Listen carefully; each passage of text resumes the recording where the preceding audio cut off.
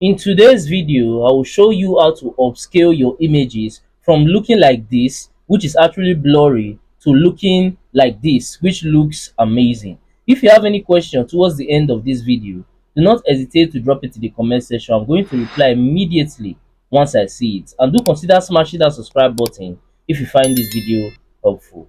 Alright, let's get right to it. Now, simply start by opening your Canva app. Once your app is open, click on this plus icon at the bottom, and then all you have to do now is just select your image after you click on upload. So I'm going to be clicking on upload and selecting my image. Once you are done selecting your image, then click use in a new design. So once you click on this, it's going to open right up. So once your image is open, all you have to do is just tap on the image once.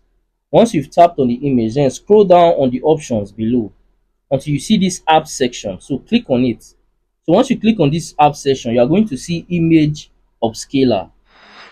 So you can see that there are different options in here, but the one that we actually need is this image upscaler. So all you have to do is just click on it, and then once you click on it, it's going to load up a little bit.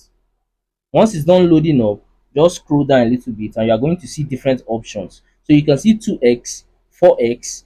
If 8x or 16x are available, they are going to be clickable, but you can see I can't actually click on them, which means they are not available. So 4x is the highest available. So what I'm going to do right now is click on upscale and then wait for it to finish upscaling the image. Alright, right now it's actually done upscaling. So all we have to do is just scroll down and click on replace. Once you click on it, just wait a little bit for it to actually apply changes. Lastly, if you found any value from this video, then do consider smashing that subscribe button to help me on my YouTube growth journey, because I've been trying to get to 1000 subscribers for a while now, and it have actually been taking me forever just to get there.